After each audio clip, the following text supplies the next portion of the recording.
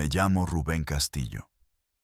43 años de vida, o lo que queda de ella, que ya es bien poco. Durante 8 de esos años, un tercio de mi existencia consciente en este puto mundo. Mi trabajo consistió en terminar la de otros. Fui sicario, un soldado de la última letra del abecedario.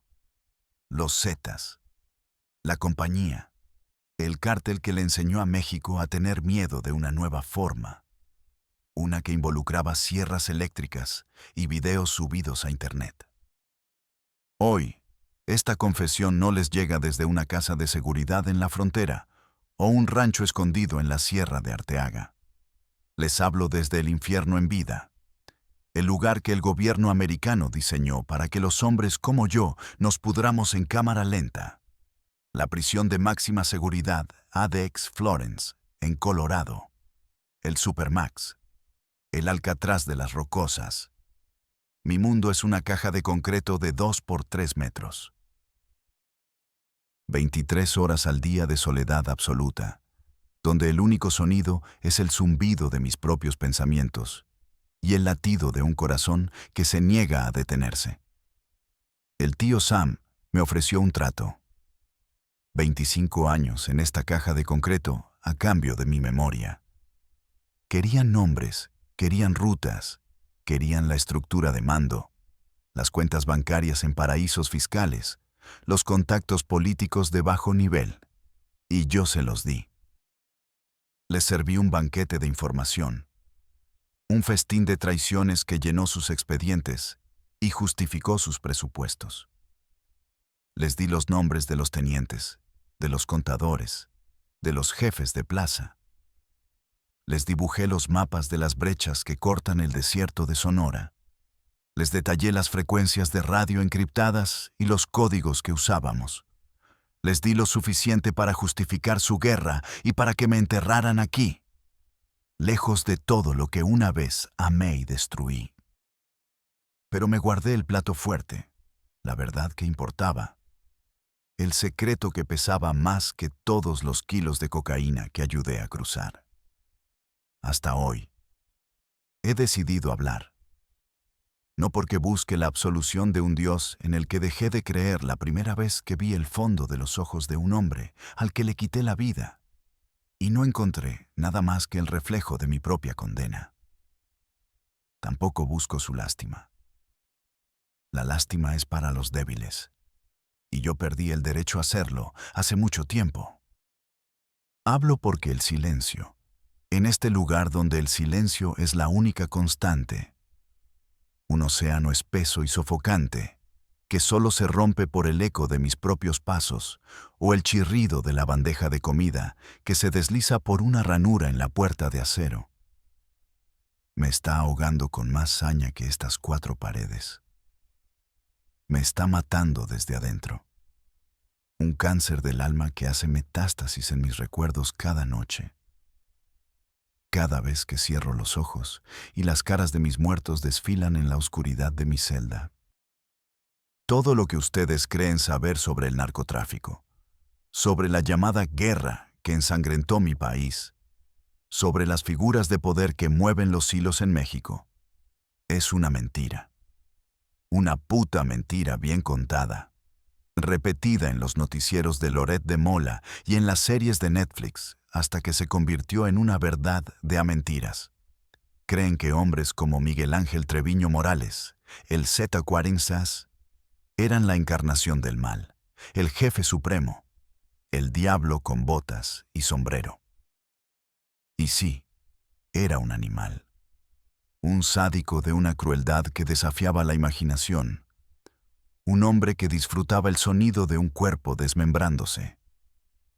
Pero no era el dueño del circo.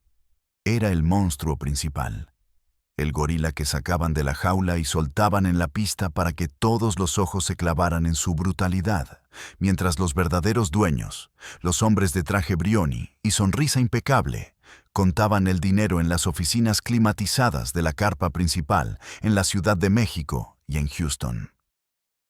Y la prueba más grande de ese poder invisible, la más descarada y jodidamente perfecta, se hizo pedazos contra la ladera de una montaña en la Sierra de Iturbide, Nuevo León. La madrugada del 9 de diciembre de 2012. El mundo lo recuerda como el trágico accidente aéreo de la cantante Jenni Rivera. Nosotros, los que estuvimos ahí, los que pisamos esa tierra sagrada profanada con sangre y combustible, lo llamamos de otra forma. Lo llamamos la limpieza. Porque lo que sucedió en esa helada madrugada no tuvo nada de accidental. La caja negra de ese Learjet 25, matrícula N345MC, no falló por un desperfecto técnico ni por un error del piloto.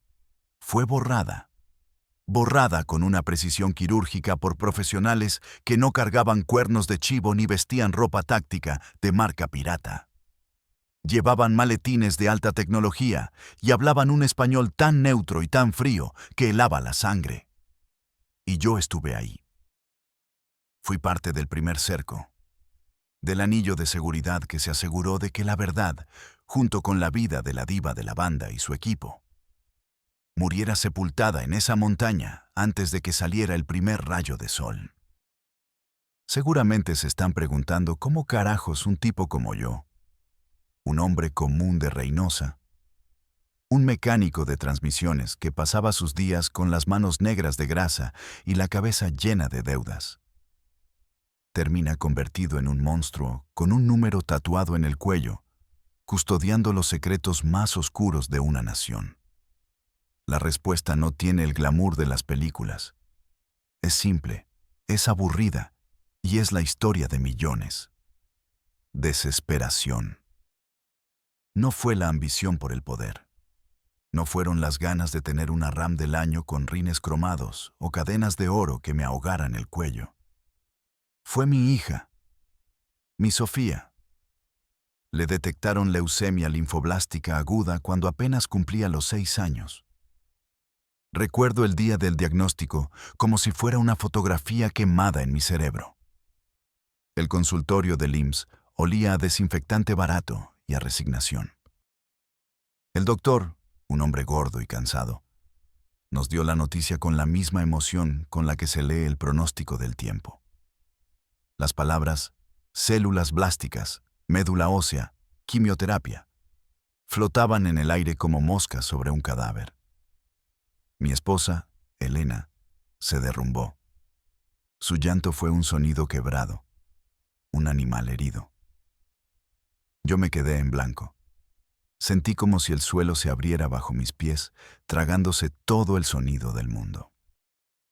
El tratamiento en el hospital público de Reynosa fue una sentencia de muerte disfrazada de esperanza.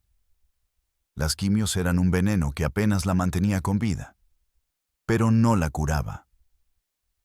Veía a mi niña, mi pequeña luz, apagarse día con día. Su pelo castaño y rizado se cayó en mechones. Su risa se convirtió en un quejido. La única esperanza real, la única posibilidad de que mi niña viera su 7º cumpleaños, estaba en un hospital en Houston, Texas. El costo del tratamiento era una cifra que tenía tantos ceros que tuve que leerla 3 veces. Era un número abstracto, una broma cruel del destino. Mi taller, Transmisiones Castillo, apenas nos daba para pagar la renta y comer. Me ahogué en deudas. Primero los bancos, con sus sonrisas falsas y sus tasas de interés criminales. Luego, las cajas populares, que eran lo mismo pero con menos burocracia. Y al final, los agiotistas, esos buitres que te sonríen mientras te clavan los colmillos, tipos que operaban desde la parte de atrás de una llantera y te cobraban el 20% mensual. Vendí mi camioneta, una vieja Ford F-150 que era mi orgullo. Empeñé las herramientas que mi padre me heredó. Cada llave, cada matraca, cada pedazo de mi historia familiar. Sentí que vendía sus huesos. Elena vendió las pocas joyas que le quedaban de su madre. Nada era suficiente. Cada peso que conseguía se iba como agua entre las manos. Una noche de martes, el punto más bajo de mi semana y de mi vida, me encontraba en El Rincón Bohemio, la cantina más culera de la ciudad. El aire apestaba a cerveza rancia, orines y desesperanza. El soundtrack era una rocola que solo tocaba canciones de desamor y traición de Ramón Ayala. Estaba ahí, ahogando mi miseria en un tequila barato que sabía a químico, cuando un hombre se sentó en mi mesa sin pedir permiso. No era el narco de caricatura que uno se imagina. No llevaba botas de piel exótica ni camisa llamativa. Vestía unos jeans limpios, una camisa de botones discreta y unas botas de trabajo Red Wing que se veían nuevas. Parecía un ingeniero, un supervisor de maquila. Tenía una calma que desentonaba con el caos del lugar. Me había estado observando. Lo supe por la forma en que me miró, no con curiosidad, sino con evaluación. Sabía de mis deudas, del hospital en Houston, de mi Sofía. Los problemas de dinero tienen solución, Castillo, dijo, su voz tranquila, casi monótona, pero con un filo que cortaba el ruido de la cantina. No me ofreció un préstamo, me ofreció un trabajo. Necesitamos gente que sepa de motores, gente con cabeza fría y que no le tiemble la mano para ensuciársela, me dijo. Una vuelta rápida a Laredo. Llevas un coche, lo entregas, te regresas. 50,000 pesos. En ese momento, 50,000 pesos no era dinero. Eran las siguientes 2 sesiones de quimio de mi hija. Era un tanque de oxígeno. Era un milagro envuelto en papel de lija. Acepté sin dudar. No hice una sola pregunta. El viaje fue tal como lo describió.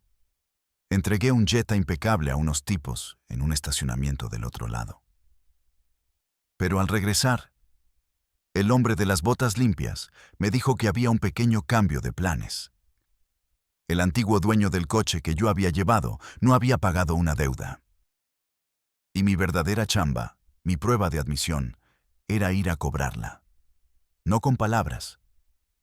Me llevaron a una casa, me dieron una pistola .38 Super, cromada y pesada, una dirección en un papelito y una orden tan clara como el agua. Es él o tu familia, me dijeron, y en sus ojos vi que no era una metáfora. Esa noche, en una calle oscura y sin nombre, el mecánico Rubén Castillo murió de un disparo que él mismo accionó. Y en su lugar nació El Freno, el sicario que nunca fallaba, el hombre que vendió su alma al diablo para intentar comprarle un poco más de tiempo a su ángel en la tierra. Parte principal. Crónica de ascenso y caída. Episodio 1. Bautismo de fuego, mi bautizo de sangre, mi verdadera iniciación en la compañía. No fue una balacera espectacular como las que ven en las noticias. No hubo persecuciones ni ráfagas de cuerno de chivo.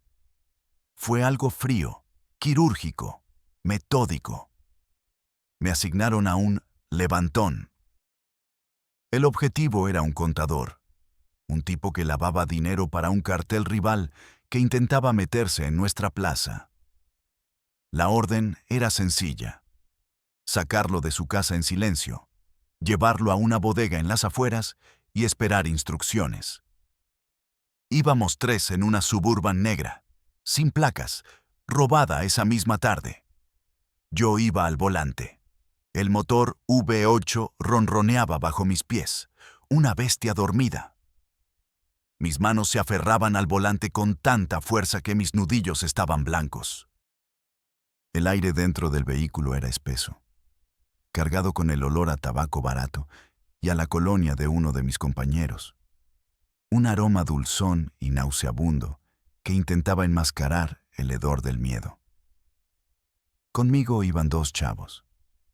El chino, un tipo flaco y nervioso con los ojos siempre abiertos como si estuviera viendo fantasmas, y el puma, un morro más corpulento de no más de 20 años, que masticaba chicle con una calma que me pareció antinatural, casi sociópata. El silencio en la cabina era pesado, roto solo por el crepitar del radio mal sintonizado y el chasquido del chicle del puma. ¿Estás cagado, Freno?, me preguntó el puma de repente, su voz burlona rompiendo la tensión. Soltó una risita ahogada. Es tu primera, ¿no? Se te nota en la cara. Estás más pálido que un muerto. Cállate el hocico, puma. Déjalo en paz. Intervino el chino, su voz un susurro tenso, sin quitar la vista de las casas que pasaban. Tú estabas igual en tu primera vez, no te hagas pendejo. Hasta te measte en los pantalones. Puras mentiras, chino. Yo nací para esto, replicó el puma, pero se calló. No respondí. Mi garganta era un desierto. La adrenalina me quemaba el esófago, un ácido que sabía a miedo y a tequila barato. En mi mente, repetía una y otra vez la cara de Sofía en la cama del hospital, con sus ojitos grandes y tristes, rodeada de tubos. Es por ella. Es por ella. Cada kilómetro que avanzo es un día más de su vida. Cada cosa que haga esta noche es una medicina que necesita. No soy un monstruo, soy un padre haciendo lo que tiene que hacer.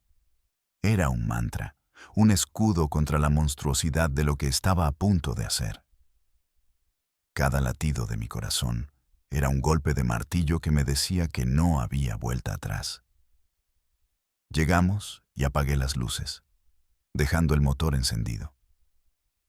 La calle residencial era silenciosa, casi un cliché de la vida suburbana. El rocío de la noche brillaba sobre el césped bien cortado, bajo la luz anaranjada de las farolas. El aire olía a tierra mojada y a las flores de algún jardín cercano. Una paz falsa que estábamos a punto de reventar como una burbuja.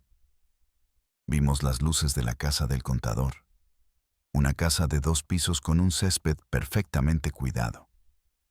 Una vida normal. Una vida que estaba a punto de ser destrozada. Vi un triciclo de plástico rosa tirado en el jardín. Un golpe de realidad me sacudió. Este hombre tenía hijos. Una niña, probablemente de la edad de Sofía. Sacudí la cabeza con violencia, empujando el pensamiento fuera de mi mente. No podía permitirme pensar en eso. Él era un número, un objetivo, un paquete. Vi la luz de su cocina encenderse. Una silueta se movió detrás de la cortina. Mi corazón martilleaba contra mis costillas como un prisionero tratando de escapar. El tipo salió. Llevaba una pijama de franela a cuadros y pantuflas, arrastrando un bote de basura con ruedas. Bostezaba, ajeno al hecho de que ese era el último acto mundano de su vida. Ahora, susurró el chino. Fue como una coreografía macabra ensayada 1000 veces. El puma y el chino saltaron de la camioneta antes de que yo detuviera el motor por completo. Se movieron con la ferocidad de lobos hambrientos, sus pies apenas haciendo ruido sobre el pavimento. No hubo gritos, ni forcejeo. El puma le aplicó una llave al cuello que lo dejó sin aire al instante, mientras el chino le tapaba la boca con una mano enguantada y le ponía una capucha negra en la cabeza. Lo aventaron en la parte de atrás de la camioneta como un saco de papas. Escuché el golpe sordo de su cuerpo contra el piso del vehículo, seguido de un gemido ahogado. Todo fue tan rápido, tan eficiente, tan jodidamente normal. Pisé el acelerador y nos perdimos en la noche. En la bodega, el olor a humedad, a óxido y a miedo era tan denso que se podía masticar. El contador lloraba en silencio al principio. Luego empezó a suplicar. Prometía dinero, información, juraba por la vida de sus hijos. Cada uno de sus sollozos era para mí el pitido de las máquinas en el hospital. Cada ruego era el eco de la voz del doctor hablándome de las células cancerígenas de mi Sofía. Lo amarraron a una silla de metal en el centro del cuarto. Poco después llegó el comandante, un hombre al que todos llamaban el Sombra. Era una leyenda en la organización, un exmilitar de las fuerzas especiales cuya reputación lo precedía. No le preguntó al contador por dinero ni por rutas de droga. Le preguntó por un solo nombre, el nombre de un político de alto nivel que, al parecer, les estaba jugando chueco. El contador se negaba a hablar, temblaba como una hoja. No sé nada, se los juro por mi Madre Santa. Gemía, el moco y las lágrimas mezclándose en su rostro. Y fue ahí, bajo la luz de un foco solitario que colgaba del techo y atraía a las polillas, que presencié por primera vez lo que significaba la tortura de verdad. No voy a describirles los detalles. No quiero darles ese morbo. Pero el Sombra usó unas pinzas de electricista, no para cortar cables, sino para arrancarle las uñas de los dedos, una por una, con una lentitud deliberada. El sonido seco de los huesos de la mano rompiéndose cuando el puma usó un martillo. Los gritos ahogados que se convertían en gemidos. Es una sinfonía del infierno que se quedó grabada en mi cerebro para siempre. Yo me quedé inmóvil. Mi rostro una máscara de piedra. Por dentro, mi estómago era un nudo de serpientes, pero no mostré nada. Al final, después de horas que parecieron días, el tipo habló. Dio el nombre. Y el Sombra, en lugar de darle el tiro de gracia, sacó un teléfono satelital, marcó un número y dijo con una calma escalofriante: «Ya lo tenemos. El licenciado puede estar tranquilo». Colgó y nos miró a los tres. Sus ojos se detuvieron en mí. «Desháganse de él». Mis dos jóvenes compañeros lo sacaron. Escuché 2 disparos ahogados afuera. Cuando volvieron, el Sombra se me quedó viendo fijamente. Sus ojos eran como 2 pedazos de hielo. «Tú no te inmutaste, Freno. Ni un parpadeo». La mayoría vomita la primera vez. No vomité. No sentí nada. Me había desconectado, porque en mi mente, cada grito de ese pobre diablo era un día más de vida para mi hija. Me había convertido en una máquina. Y a ellos, a mis nuevos jefes, les encantó su nueva y eficiente herramienta. Episodio 2. La revelación. Mi ascenso dentro de la estructura fue vertiginoso. El Freno se ganó una reputación. Era confiable, letal y, sobre todo, discreto. No hacía preguntas. No consumía la droga que transportábamos. No me emborrachaba en el trabajo. Era una máquina de cumplir órdenes. En poco tiempo, pasé de ser un simple gatillero a formar parte del círculo de confianza de El Sombra. Las misiones se volvieron más complejas. Ya no solo eran levantones o ejecuciones de narcomenudistas. Me encomendaban trabajos de inteligencia y contrainteligencia. Aquí es donde el verdadero poder comenzaba a asomar su rostro. Una tarde, el Sombra me convocó a una de las casas de seguridad principales. No era la típica bodega mugrienta. Era una residencia en un fraccionamiento privado.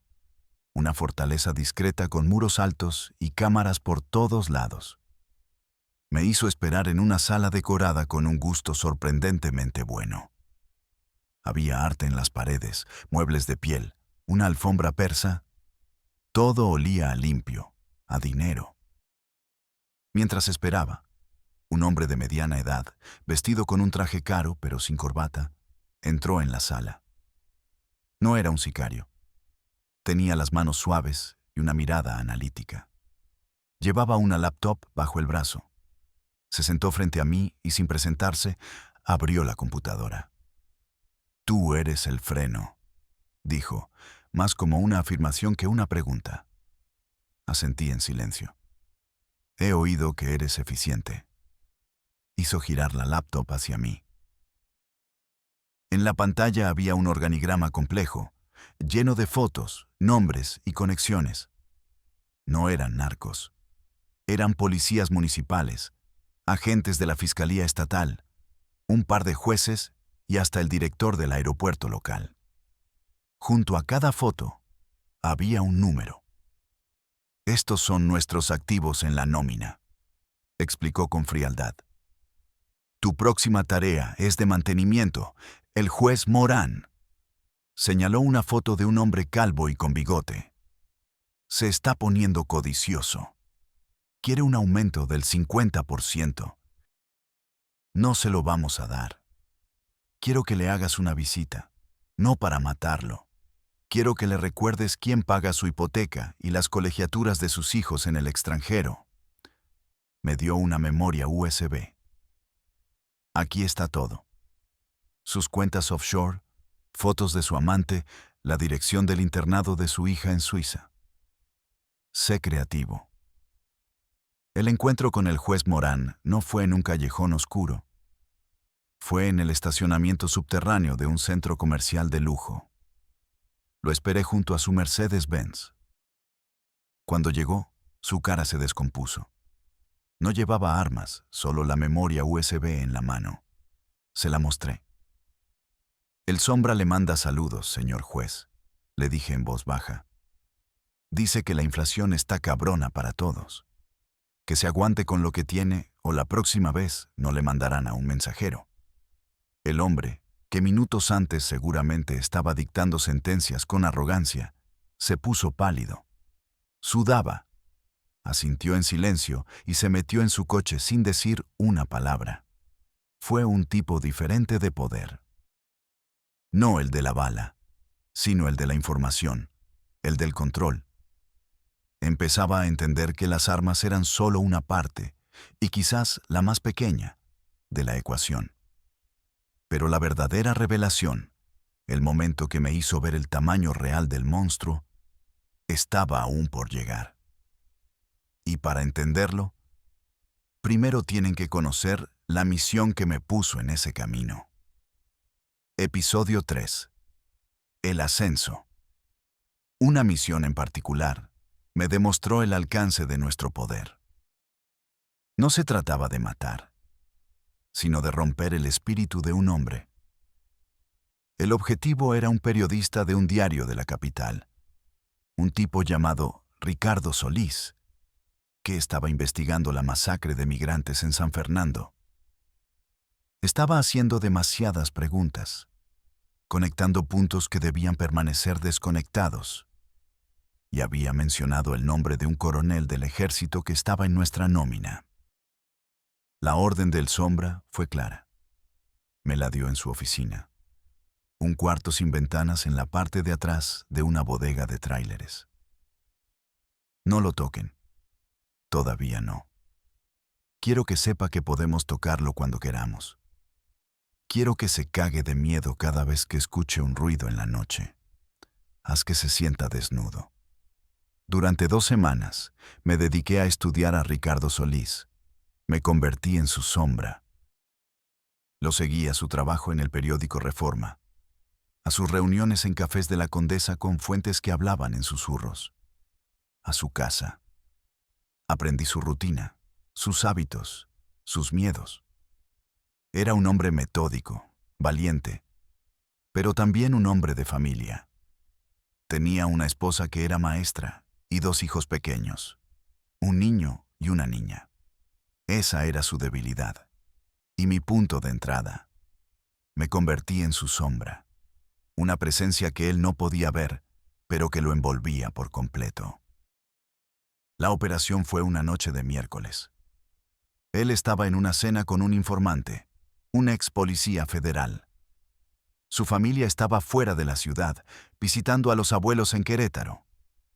Lo sabíamos porque teníamos intervenido su teléfono. Yo y otro elemento, el Mudo, un tipo enorme que se había ganado su apodo porque le habían cortado las cuerdas vocales en una prisión de Guatemala. Entramos a su departamento en la colonia Roma. No forzamos la cerradura. Usamos una llave maestra que un cerrajero a nuestro servicio nos había fabricado con una foto de la original que le tomamos a su llavero un día en un estacionamiento. Dentro, el aire olía a libros viejos y a café. Era un hogar. Había dibujos de niños pegados en el refrigerador con imanes de frutas, juguetes de madera en el suelo de la sala. El mudo, con su imponente presencia, se quedó vigilando la entrada como una gárgola. Yo me moví por el apartamento como un fantasma. No tocamos nada de valor. No abrimos su computadora. Fui directamente a su estudio. Sobre su escritorio, tenía un gran tablero de corcho lleno de notas, fotos y recortes de periódicos sobre la masacre, el epicentro de su investigación. No arranqué nada. Simplemente tomé una chincheta roja de un vasito y la clavé justo en el centro de una foto suya, una donde salía sonriendo con su esposa y sus 2 hijos en la playa. Un punto rojo sobre su corazón. Luego, fui a la habitación de sus hijos. Olía a talco de bebé. Sobre la cama de la niña había un oso de peluche con un ojo de botón colgando. Lo tomé y lo dejé en medio de la almohada del periodista, en su cama, mirándolo, como si lo esperara. El mensaje era inequívoco. Podemos entrar hasta aquí. Podemos tocar lo que más amas. Antes de irnos, el sombra me había dado una última instrucción, la más humillante. Fui al baño, tomé el cepillo de dientes de Solís del vaso que estaba junto al lavabo y lo dejé, cuidadosamente, dentro del inodoro. Era un acto de profanación, un gesto de desprecio absoluto que le decía: ni siquiera el lugar más íntimo de tu vida está a salvo de nosotros. Nos fuimos sin dejar una sola huella. Al día siguiente, el sombra me llamó. Su voz sonaba satisfecha. El pajarito dejó de cantar. Ha pedido una licencia en el periódico por motivos personales. Se va del país por un tiempo. Buen trabajo, Freno. A veces, el miedo es un arma más efectiva que una bala.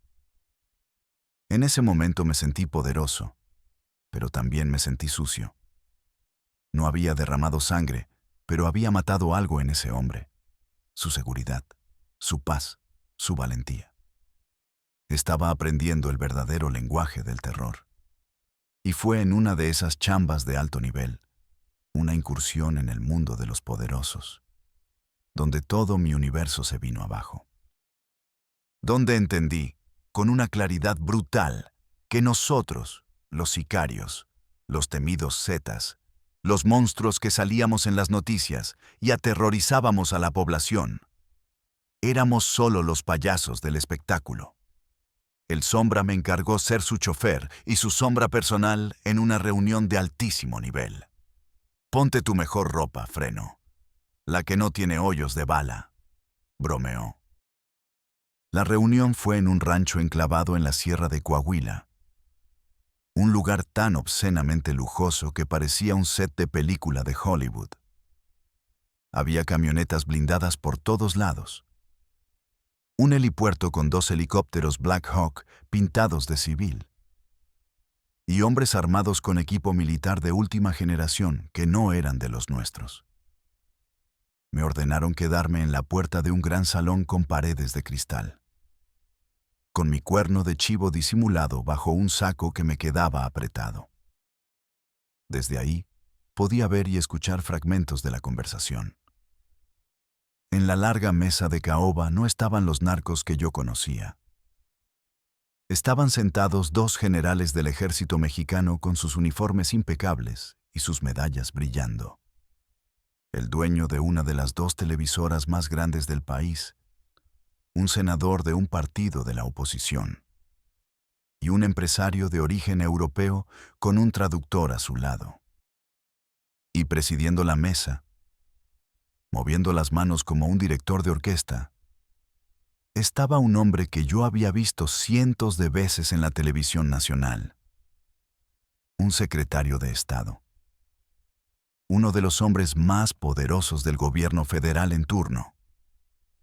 Y a su lado, como putos estudiantes tomando apuntes en una libreta, estaban mi jefe, el Sombra, y otros 2 comandantes de alto rango de mi organización. El político no hablaba de kilos de cocaína. Hablaba de licitaciones de Pemex, de control de aduanas, de concesiones mineras, de las próximas elecciones. Los generales asentían y hablaban de limpieza social en ciertas zonas y de asegurar los corredores para el paso de mercancía, no solo droga, sino también precursores químicos y armas. El empresario extranjero sonreía y hablaba de inversiones y de cómo sus empresas de seguridad privada podían colaborar con las autoridades locales. Y mi jefe, el temible Sombra, el hombre que torturaba y mataba sin parpadear, solo bajaba la cabeza y decía, «Sí, señor. Lo que usted ordene, señor. Considérese hecho, señor». En ese instante, una náusea helada me subió por la garganta. Lo comprendí todo. No éramos un cártel en guerra contra el gobierno. Éramos un brazo armado no oficial de una facción de ese mismo gobierno. Éramos sus perros de caza, su escuadrón de la muerte privado, la herramienta que usaban para eliminar a sus rivales de negocios, a sus enemigos políticos y a la competencia en el narcotráfico. La famosa guerra contra el narco no era para acabarlo, era para administrarlo, para controlarlo, para que el negocio quedara en manos de los hombres que estaban sentados en esa mesa.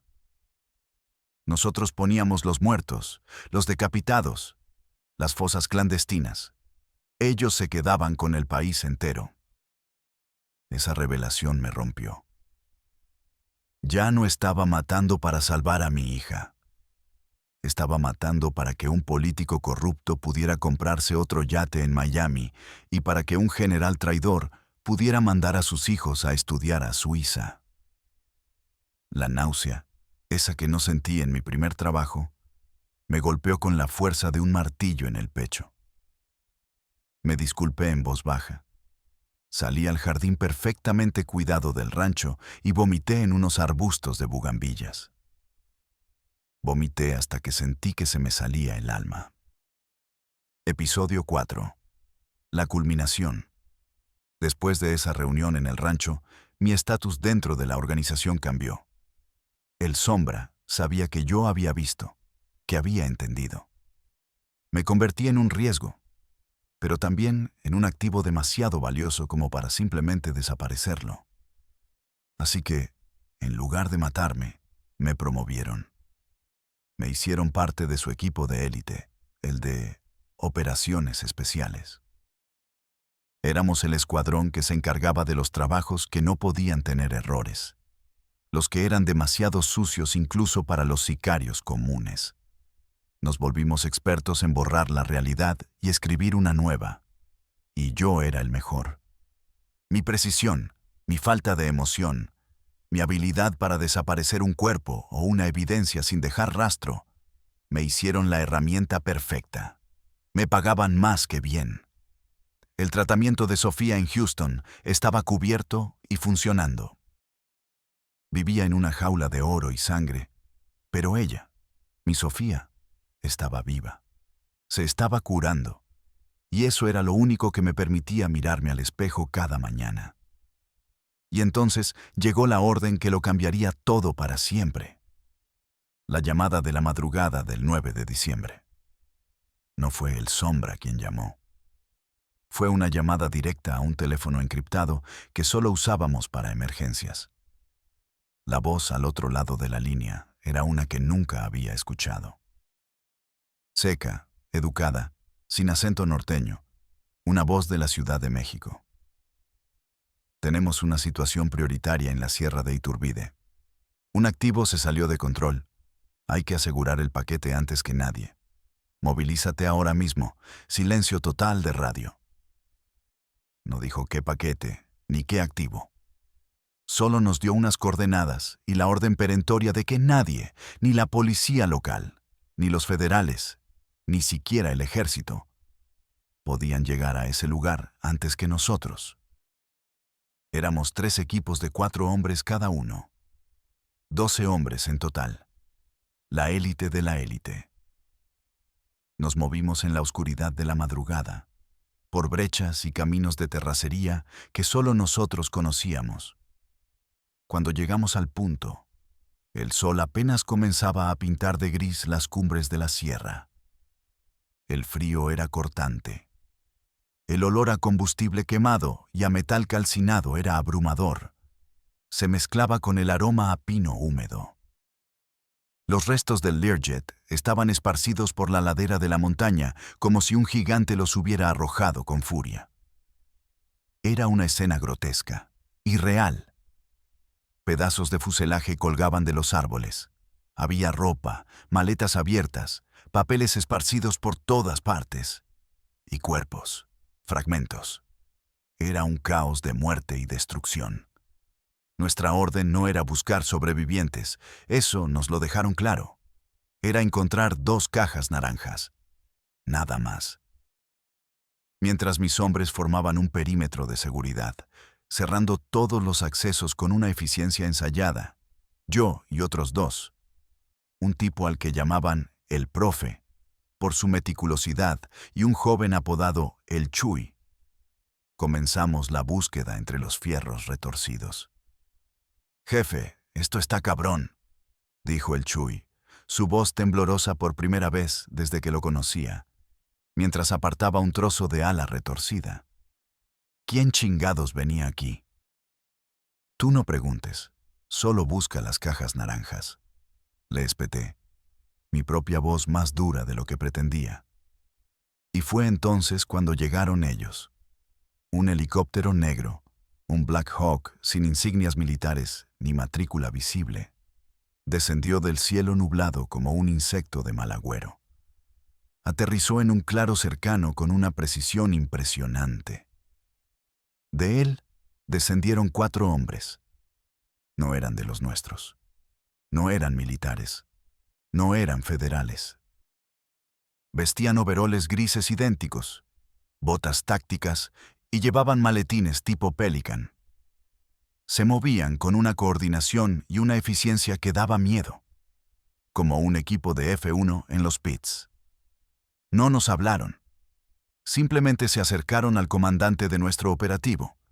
Le mostraron algo en la pantalla de un teléfono y él, un hombre que no le temía a nada, asintió con la cabeza gacha y nos ordenó por radio. «Atención todos. Denles paso libre a los técnicos. Nadie se les acerca, nadie les habla. Solo vigilen el perímetro». Eran los técnicos, así los llamamos en susurros después. Sacaron unos dispositivos que parecían escáneres portátiles y en menos de 10 minutos localizaron las 2 cajas entre los escombros. La grabadora de voz de la cabina y la de datos de vuelo, las famosas cajas negras. Yo estaba a menos de 5 metros de ellos, fingiendo vigilar el perímetro. Vi con mis propios ojos cómo uno de ellos conectaba un pequeño dispositivo con cables a una de las cajas. En una pantalla del tamaño de una tablet aparecieron líneas de código verde.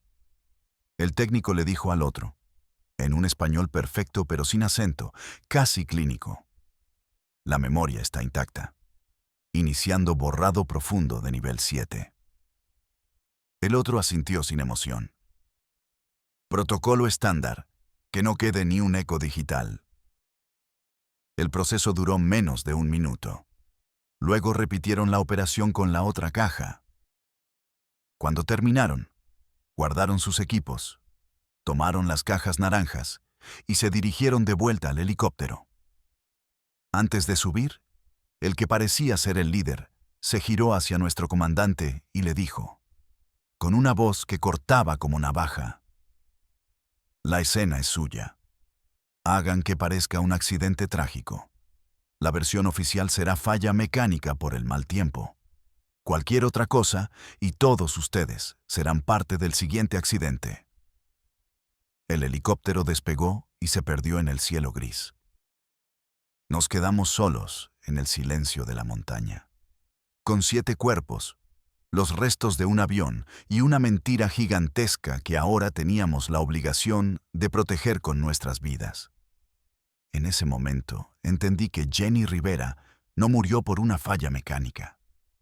Murió porque sabía algo que no debía saber. O porque se negó a jugar el juego de alguien muy, muy poderoso. Alguien con el poder de derribar un avión privado, mandar un equipo de élite a borrar la evidencia en minutos y usar al cartel más sanguinario de México como sus guardias de seguridad privados. Y nosotros, sin saberlo, habíamos sido los cómplices de un magnicidio disfrazado de accidente. Punto de inflexión. La sentencia. El trabajo en la sierra me dejó una cicatriz en el alma. Por primera vez en 8 años de servicio, sentí miedo. No el miedo visceral y caliente de un tiroteo, sino un miedo frío, existencial. Me di cuenta de que para ellos, los verdaderos jefes, no éramos más que piezas desechables en su tablero de ajedrez. La paranoia se instaló en mi cabeza como un parásito. Sabía que los 12 hombres que estuvimos en esa montaña éramos un riesgo. Éramos cabos sueltos. Y en este negocio, los cabos sueltos siempre terminan cortados. La confirmación de mis peores temores llegó 2 meses después. El Sombra me mandó llamar a su oficina. Estaba más serio que de costumbre. «Freno», me dijo sin levantar la vista de unos papeles. «Tenemos un problema. El Chuy, uno de los que estuvo contigo en la sierra, anda de hocicón. Se emborrachó en una cantina y empezó a decir que vio cosas, que el accidente no fue accidente». El Chuy era un buen muchacho, un poco tonto y fanfarrón, pero leal. Yo sabía que no hablaría. Era una excusa. Nos estaban eliminando, uno por uno. «Necesito que lo soluciones», continuó el Sombra. «Llévalo a la brecha de siempre. Que parezca que se quiso pasar de listo con una mercancía. Ya sabes cómo hacerlo. Limpio y sin ruido». Me entregó una foto del Chuy, como si yo no supiera quién era. Salí de esa oficina y manejé sin rumbo por las calles de Reynosa. Mi mente era un torbellino. Me detuve en un acotamiento polvoriento y apagué el motor. El sol de la tarde golpeaba el parabrisas. «Mátalo», me susurró una voz en la cabeza. «Si lo matas, ganas tiempo. Unas semanas, quizás meses. Podrás seguir mandando dinero para Sofía. Podrás seguir vivo. Es lo que has hecho siempre. Es tu trabajo. Un cuerpo más. ¿Qué diferencia hace?» Pero otra voz, una que casi había olvidado, me gritó desde el fondo. «¿Y después? Después vendrán por el profe. O por ti. Es solo retrasar lo inevitable. Es alimentar al cocodrilo con la carne de otro, esperando que a ti te coma al final». ¿Hasta cuándo, Rubén? ¿Hasta cuándo vas a seguir siendo su perro? Me golpeé la cabeza contra el volante, una y otra vez. El claxon sonando en la tarde vacía. ¿Y si no lo matas? Si no lo matas, el Sombra sabrá que lo desobedeciste. Te casará a ti y a él. Estarás muerto para mañana en la noche. ¿Y tu hija? ¿Quién pagará sus medicinas si tú estás muerto? Pero, ¿puedo matar a Chuy? Un muchacho que lo único que hizo fue estar en el lugar equivocado, en el momento equivocado, igual que yo. Mirarlo a los ojos y jalar el gatillo solo para comprarme unos días más de esta vida de mierda. Recordé el triciclo en el jardín del contador. Recordé los dibujos en el refrigerador del periodista. ¿En qué me he convertido? Ya no soy el hombre que lo hizo todo por su hija. Soy un monstruo que mata por costumbre. Soy la herramienta de los hombres del rancho. Ya no. Se acabó. Ya no más. Esa noche, en la soledad de mi camioneta, tomé una decisión. No busqué al Chuy en una cantina. Lo encontré en su pequeña casa, jugando con su hijo de 4 años en el patio de tierra. Lo llamé aparte con la excusa de un trabajo. El terror que vi en sus ojos cuando le conté la orden, palabra por palabra, fue algo que nunca olvidaré. Saqué todo el dinero que traía en la cartera, unos 20,000 pesos, y se los di. «Lárgate», le dije, mi voz un susurro ronco. «Vete para el otro lado, a California, a donde sea, pero desaparece ahora mismo. Dile a tu esposa que se vaya después. Yo diré que te maté. Tienes unas pocas horas de ventaja». Esa noche, en la soledad de la brecha, disparé mi arma 2 veces al aire y le informé a El Sombra que el trabajo estaba hecho. Pero mientras conducía de regreso a la ciudad, sintiendo el peso de su mentira y la mía, ya no era el Freno, el sicario. Era Rubén Castillo otra vez, un hombre sentenciado a muerte que tenía que correr para salvar su vida. Mi plan de escape era tan simple como desesperado. Usar mis propios contactos para conseguir un cruce seguro y, una vez en suelo americano, buscar a la DEA. Mi única moneda de cambio era la información. Junté todo el dinero que pude. Fui a ver a mi hija una última vez. Estaba dormida, su rostro en paz gracias a la medicina que la sangre de otros había comprado. Le di un beso en la frente, un beso que sabía a despedida eterna, y me fui en la oscuridad de la madrugada. El contacto que tenía era un pollero que le debía un gran favor a la organización. El Fantasma. Le pagué una fortuna para que me cruzara por un punto ciego en el desierto de Arizona. Todo parecía ir según el plan. Cruzamos el río, caminamos durante horas. El Fantasma me llevó a una casa de seguridad en un pequeño y polvoriento pueblo del otro lado. «Aquí espera a que amanezca», me dijo. «Mañana te recoge un contacto». Creí que podría lograrlo. Desperté con el estruendo de una puerta reventando y gritos en un inglés agresivo. «DEA, get on the fucking ground, hands on your head now». Antes de que pudiera procesar lo que pasaba, tenía a 3 agentes encima, sus botas pesando sobre mi espalda, el cañón frío de un rifle M4 en mi nuca. No fue mala suerte, fue una entrega. Mi propia gente, el Sombra, o alguien por encima de él, me había vendido. Les ofrecieron en bandeja de plata a un sicario de alto rango, un cabo suelto problemático, a cambio de algo. Me convirtieron en una moneda de cambio. Mientras me sacaban de la casa, esposado, vi la sonrisa de satisfacción en el rostro de uno de los agentes. «We got him. El Freno is in custody», dijo por su radio. «The big fish took the bait». Había escapado de mis verdugos solo para caer en los brazos de mis compradores. El cártel no me había cazado. Simplemente me había vendido al mejor postor. Y aquí estoy, en esta caja de concreto de 2 por 3 metros. Mi Sofía, gracias a Dios y al dinero manchado de sangre, está en remisión. Crecerá sin su padre, pero crecerá sana. Durante años de interrogatorios, les di a los americanos lo suficiente para que me mantuvieran vivo y encerrado aquí. Pero nunca les conté la verdad completa. Nunca les hablé de la reunión en el rancho de Coahuila. Nunca mencioné a los generales, al dueño de la televisora o al secretario de Estado. Nunca les describí a los técnicos del helicóptero negro. ¿Por qué? Porque sabía que esa verdad es demasiado grande.